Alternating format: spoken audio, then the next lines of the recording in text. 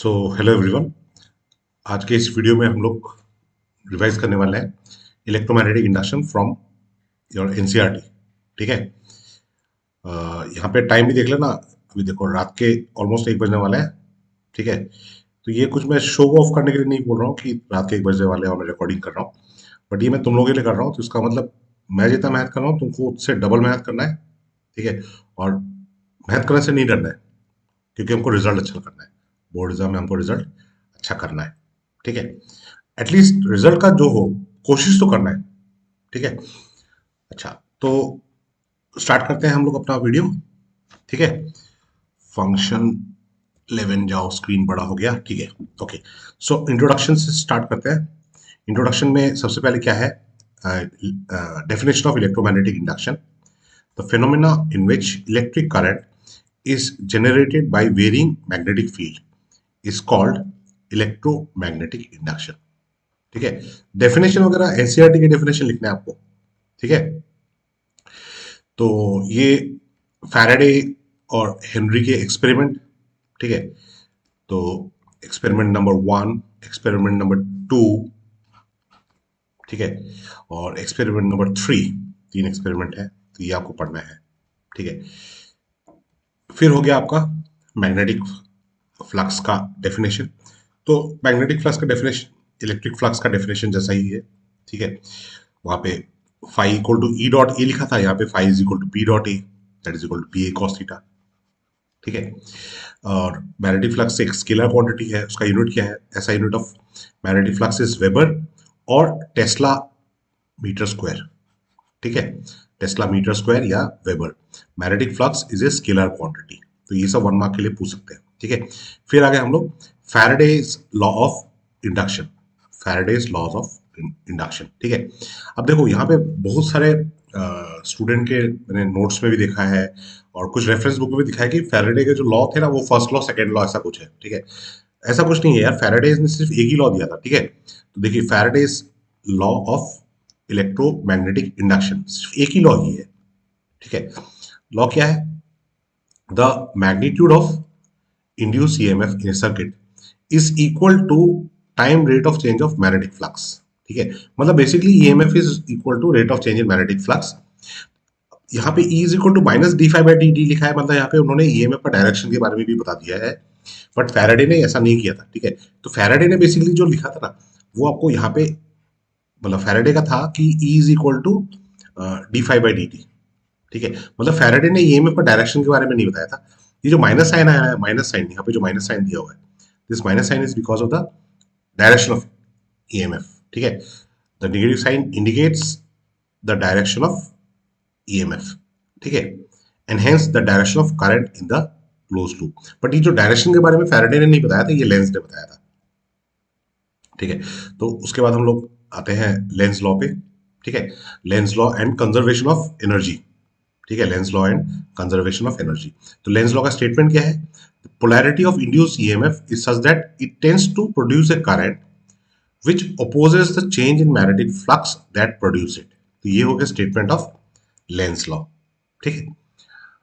तो यहाँ पे ये डायग्राम अगर आपने समझ लिया तो मतलब ये डायग्राम के बेसिस पे लेंस लॉ आपको समझना है। ठीक है। तो उसके बाद आगे आते हैं motion EMF, derivation of motion EMF, another important derivation. EMF equal to BLV. ठीक है। EMF equal to BLV. ठीक है। ये डेरिवेशन इंपॉर्टेंट डेरिवेशन है। उसके बाद आ गए हम लोग एनर्जी कंसिडरेशन। एनर्जी कंसिडरेशन, यहाँ पे आपको ये शो करना है कि जो power required to move the rod, it is equal to the thermal power dissipated in the rod. ठीक है। तो यहाँ पे वही चीज लिखा हुआ है, the mechanical energy which is needed to move the arm is converted into electrical energy and which is then converted into thermal energy। ठीक है। अच्छा, यहाँ पे और एक चीज पूछ सकते हैं 2 मार्क्स के लिए, देयर इज इंटरेस्टिंग रिलेशनशिप। ठीक है। इसको दूसरे कलर से करता हूं। There is interesting relationship between charge flow in the circuit and the change in magnetic flux. ठीक है। रिलेशन क्या है ये? Delta Q, that is charge, is equal to delta phi change in magnetic flux divide by R. R क्या है? Resistance of the circuit. ठीक है। तो ये प्रूफ करने के लिए आता है 2 मार्क्स के लिए। ठीक है, फिर आगे बढ़ते हैं। एडी करंट, एडी करंट का definition, when a bulk piece of conductor are subjected to a change in magnetic flux, induced current are produced in them। ठीक है, अब ये करंट कैसा होता है? ये सर्कुलर करंट होता है। ठीक है, और इन्होंने किसने ऑब्जर्व किया था? फोकॉल्ट ने। ठीक है, तो इसलिए इसको एडी करंट भी बोलते हैं और फोकॉल्ट करंट भी बोलते हैं। एडी किस लिए बोलते हैं? ठीक है, एडी का मतलब होता है ऐसे जो पानी में जो एडीज फॉर्म होता है ना, ऐसे। ठीक है, तो ये एडी करंट भी इसी तरह से सर्कुलर लूप के फॉर्म में होता है। ठीक है, तो ये एडी करंट का डेफिनेशन हो गया। फिर एडी करंट का undesirable effect, eddy current are undesirable since they heat up the core and dissipate electrical energy in the form of heat. So eddy current is minimized by using lamination of metal। ठीक है, eddy current के कुछ applications भी हैं। ठीक है, क्या क्या एप्लीकेशंस है? Magnetic braking in trains, electromagnetic damping. ठीक है, इसमें अंदर क्या ब्रेक कैसे काम करता है, डैम्पिंग क्या है, वो नहीं पढ़ने से भी होगा, सिर्फ एप्लीकेशन के नाम आपको याद रहना चाहिए। ठीक है, इंडक्शन फर्नेस और इलेक्ट्रिकल पावर मीटर। ठीक है, फिर आ गए हम लोग इंडक्टेंस। इंडक्टेंस, ठीक है, तो यहाँ पे इंडक्टेंस का बेसिक आइडिया आपको दिया हुआ है।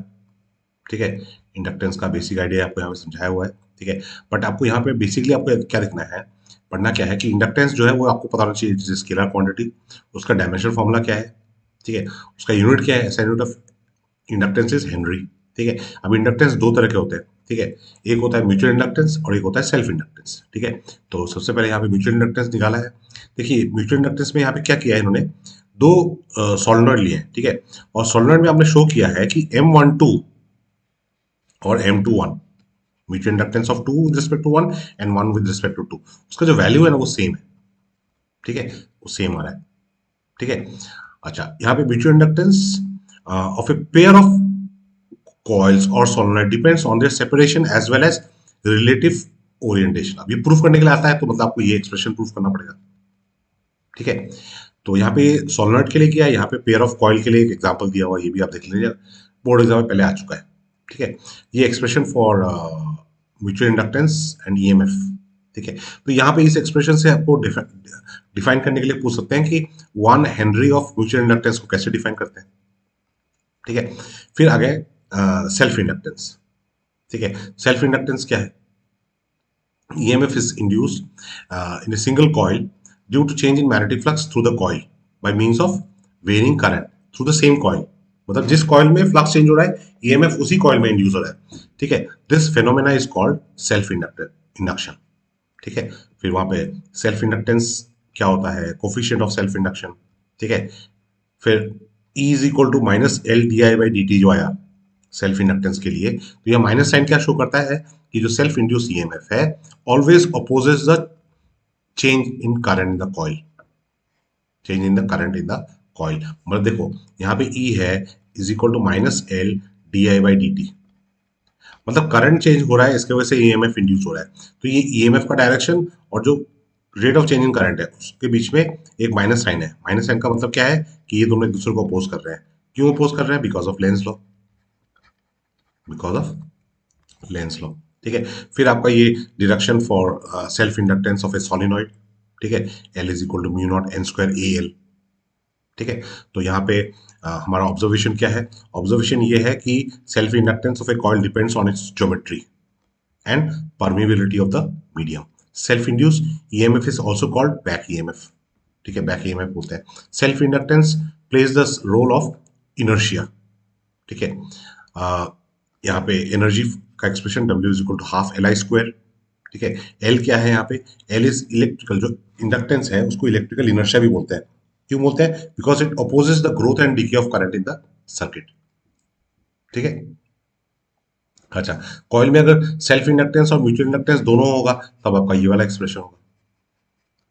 ठीक है, ये एग्जांपल 6.10 भी देख लेना, ये इंपॉर्टेंट है। ठीक है, फिर आ गया एसी जनरेटर। तो एसी जनरेटर क्या है? It is a device basically which converts mechanical energy into electrical energy. किसने डिजाइन किया था? टेस्ला ने डिजाइन किया था, निकोला टेस्ला। ठीक है, इसका वर्किंग आ सकता है, इसका डायग्राम ड्रॉ करके प्रैक्टिस करना। ठीक है, इसका वर्किंग आ सकता है, मैथमेटिकल डिडक्शन मतलब ईएमएफ का एक्सप्रेशन आपको ये शो करने के लिए आ सकता है। ठीक है, तो यहाँ पे आपका direction of current changes periodically and therefore the current is called alternating current. मतलब आपका जो जनरेटर है, एसी जनरेटर है, उसका जो आउटपुट होगा वो ऑल्टरनेटिंग करंट होता है। ठीक है, तो यहाँ पे ये ग्राफ आप अगर देखिए 5 मार्क्स के लिए आ गया तो आपको ये ग्राफ भी चाहिए होगा। ठीक है, बट उससे कम मार्क्स के लिए आता है तो बेसिकली एटलीस्ट आपको ये डायग्राम तो ड्रॉ करना ही है। ठीक है, एसी जनरेटर का डायग्राम। ठीक है, और ये एसी जनरेटर क्या है, क्या करता है ये, it converts mechanical energy into electrical energy.